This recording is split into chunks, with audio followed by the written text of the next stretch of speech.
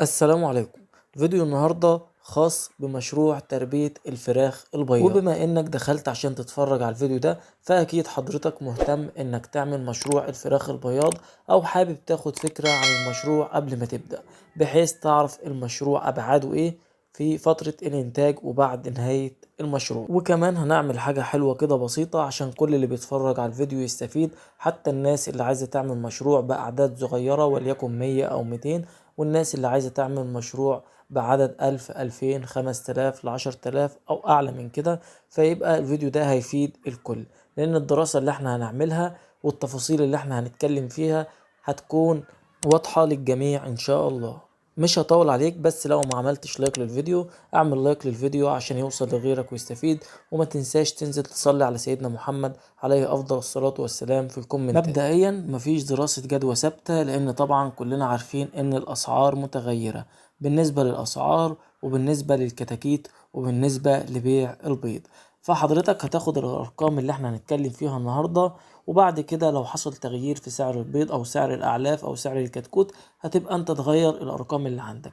وانا دلوقتي بفكرك ان انا بعمل دراسة الجدوى دي في نهاية شهر 6 لسنة 2025. دراسة الجدوى النهاردة هتكون خاصة بالسلالات البلدية زي اللي قدامك في الفيديو، يعني الناس اللي بتشتري فراخ عمر يوم او فراخ عمر شهر او شهرين زي البلد المشعر او الفيومي، الفراخ اللي هي مخصصة لإنتاج البيض البلدي في مصر، مش السلالات التجارية زي الإيزا واللوهمان وغيرهم كتير. وعشان أديك فكرة برضو بسيطة عن الفرق بين السلالة دي والسلالة دي، السلالات البلدية طبعا بتنتج لنا البيض البلدي، والسلالات التجارية بتنتج لنا البيض الأبيض والبيض الأحمر اللي الناس بتسميه بيض المزارع أو بيض وزارة. ولو هنقارن سريعا بين سعر الكتكوت البلدي عمر يوم وسعر الكتكوت البياض اللي هي السلالات التجارية، فهتلاقي الكتكوت البلدي النهاردة متوسط من 7 ل8 جنيه، عكس الكتكوت التجاري اللي سعره وصل 90 جنيه. لكن بالنسبة لجدول الرعاية والأدوية والتحصينات وكمان التغذية فهتلاقي العملية متقاربة، نفس السلالة البلدية هي نفس السلالة التجارية في فترة الرعاية، حتى كمان في فترة التبشير. بس هنيجي لإنتاج البيض وهنلاقي إن السلالات البلدية طبعا الإنتاج بتاعها منخفض، بتنتج من 200 ل220 بيضة في السنة، أما السلالات التجارية بتنتج من 280 ل300 أو 310 بيضة في السنة. يلا بينا ندخل في دراسة الجدوى بعد ما وضحنا بعض النقط والتفاصيل البسيطة اللي هتفرق معانا بعد كده. بس بفكرك لو ما عملتش لايك للفيديو تعمل لايك للفيديو وتنزل تصلي على سيدنا محمد عليه أفضل الصلاة والسلام في الكومنتات. كمان سريعا حابب أفكرك إنك لو عايز تعمل مشروع فراخ بياض أو مشروع فراخ تسمين أو مهتم بتربية الدواجن ومحتاج متابعة، فإحنا بنوفر لك متابعة شهرية بأسعار رمزية، تقدر تتواصل معانا على الواتس. بالنسبة للسلالات اللي هتختارها معاك عشان تديك نسبة إنتاج كويسة فهيبقى قدامك البلد المشعر أو الفيومي الفضي البيور، والاتنين تقريبا نسبة الإنتاج بتاعتهم واحدة، وأنا بفضلك الفيومي الفضي البيور بحيث السلالة كلها بتبقى لون واحد وحجم البيض كله بيكون متقارب. سعر الكتكوت النهاردة متوسط 8 جنيه، والكتكوت ده لازم يتحصن تحصين ضد فيروس الميرك في المعمل، يعني بعد الفأس مباشرة. تكلفة التحصين ده حوالي 2 جنيه، يعني الكتكوت لو اتحصن التحصين ده في المعمل هيبقى واقف عليك بحوالي 10 جنيه، لو ما اتحصنش هيبقى واقف عليك ب8 جنيه. وهنتكلم عن التحصين ده وأهميته في فيديوهات تانية إن شاء الله، لأن ده طبعا تحصين مهم جدا للفراخ البياض. طيب أنا دلوقتي جبت الكتكوت والمفروض إنه هيستهلك معايا علف لحد ما يوصل عمر 4 شهور ونص أو 5 شهور عشان يبدأ يدخل في قمة الإنتاج بتاعته. هياكل معايا علف متوسط 8 كيلو ونص علف أو 9 كيلو. هنقول سعر الكيلو عامل 20 جنيه، هو دلوقتي تقريبا 21 جنيه، بس هو في فترة هياكل فيها علف تحضيري اللي هي بعد ال3 شهور، فهنقول متوسط 20 جنيه للكيلو، يعني الكتكوت الواحد هيستهلك 180 جنيه علف. بالنسبة للأدوية، عشان الكتكوت ده هيقعد معانا 4 شهور أو 4 شهور ونص فيحتاج أدوية وفيتامينات، فهندي لكل كتكوت لحد ما يوصل لعمر التبشير والإنتاج، زائد مصاريف التدفئة بتاعت فترة التحضين. كل كتكوت هنديله 12 جنيه. طبعا كلنا عارفين ان الفراخ البياض دي بتقعد معانا لحد سنتين انتاج، فالفراخ دي لازم تاخد جدول تحصينات كامل عشان الاصابات الفيروسية نقدر نتفاداها، والكتكوت يقدر يكون مناعة ويكمل معانا على خير ان شاء الله. فمتوسط التحصينات لو هتمشي على برنامج تحصينات شبه كامل، فالكتكوت الواحد او الفرخ الواحد هيستهلك تحصينات ب15 جنيه. طيب بيبقى فيه برضو نسبة دافئ مفروض انها تكون من 5% بحد اقصى 10%، دي النسبة الطبيعية بتكون طبعا في الاعمار الصغيرة. فهنحط نسبة النافق دي 15 جنيه على الكتكوت كمان. ولو جينا حسبنا كده التكلفة لحد الفرخ ما يبدأ يبشر معانا، فهيكون الفرخ الواحد استهلك معانا متوسط من 230 ل 235 جنيه. لحد كده ماشيين مع بعض كويس، واعتقد ان الامور واضحة ليكم، وبالاخص لاننا بنحسب تكلفة الكتكوت الواحد والتفاصيل الدقيقة للأدوية والتحصينات. فكده اللي عايز يعمل الدراسة لعدد 10 20 100 1000 2000 لحد 100,000، هو كده عارف التفاصيل. اللي مش كويس بقى ومتغير الشوية اللي جايين دول، وهو احنا خلاص دخلنا في مرحلة الانتاج.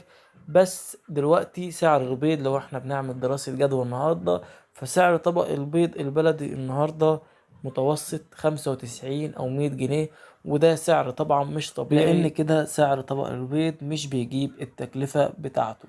وانا عشان بعمل دراسة جدوى، فانا بعمل دراسة جدوى على الارقام اللي موجودة في السوق حاليا، لان انت هتاخد الفيديو ده وهتطبق عليه لو انت حابب تشتغل، او لو حتى كنت بتفكر انك تشتغل في المشروع ده. فانا مهمتي هنا ان انا اوضح لك التفاصيل والنقط، بحيث انت تشوف هتقدر تشتغل في المشروع ده ولا المشروع ده مش مناسب ليك. ركز معايا بقى في الشوية اللي جايين دول قوي.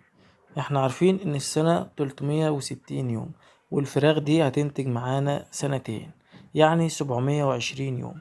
الفرخ بيستهلك علف متوسط 90 جرام علف بياض في فترة الانتاج، يعني 720 يوم في 90 جرام، كده كل فرخة هتستهلك في فترة الانتاج اللي هي سنتين 65 كيلو علف بياض. سعر كيلو العلف البياض النهاردة 18 جنيه. 65 كيلو علف على مدار السنتين في 18 جنيه، يبقى هيطلع لنا 1170. كل فرخة هتستهلك 1170 جنيه علف في فترة السنتين، وبتحتاج بعض التحصينات في فترة الإنتاج وبعض الأدوية والفيتامينات بمتوسط 30 جنيه للفرخ.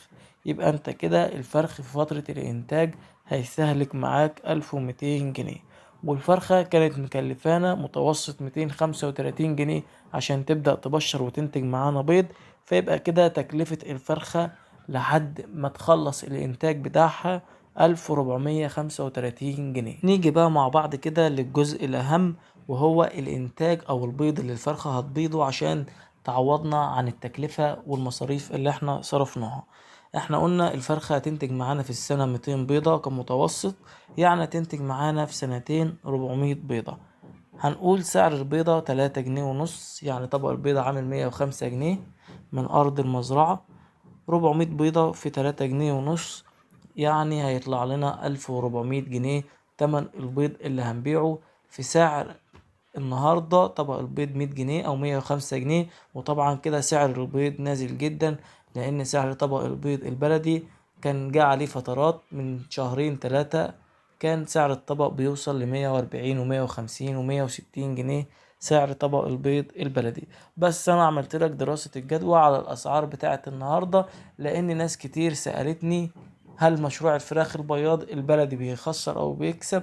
فانا قلت نعمل دراسة الجدوى مع بعض واحنا نشوف مع بعض وانت بنفسك تحكم. نيجي بقى الجزء انت حضرتك مش واخد بالك منه، وهو الفرخة بعد ما خلصت انتاج، والمفترض انك هتبيع الفرخة دي تسمين بعد ما شطبت انتاج. متوسط وزن الفرخة البلدي بيكون وصل 2 كيلو او 2 كيلو ربع بعد سنتين في نهاية الانتاج. فلما تيجي تبيع الفرخة دي على حسب سعر البورصة سواء كان طالع او نازل، بس احنا هنقول متوسط سعر الكيلو عامل 80 جنيه، فيبقى انت كده هتبيع الفرخة 2 كيلو ب160 جنيه. ودول يعتبر مكسبك في مشروع الفراخ البياض، او ده مكسبك في الفرخة، لان ده الجزء هو اللي هيعوض معاك فترة الرعاية اللي حضرتك ما قدرتش تكسب منها. يعني من الاخر كده برضو عشان نوضح التفاصيل، مكسبك في الفرخة اللي هتنتج معاك بيض بعد سنتين على اسعار النهاردة ودراسة جدوى النهاردة هيكون في الفرخة الواحدة متوسط من 80 ل100 جنيه او 120 جنيه. في نقطتين مهمين هكلم حضرتك فيهم، ما تكلمناش عن تكلفة ايجار المزرعة وبرضو تكلفة العامل اللي هيشتغل في المزرعة ولا تكلفة طباق البيض. فحضرتك تقدر تضيف تكلفة طباق البيض. كل طبق بيض تكلفته تقريبا من جنيه لجنيه ونص حسب هو استعمال او جديد. وكمان المزرعة، شوف حضرتك هتأجر مزرعة تاخد 1000 او 2000 او 5000.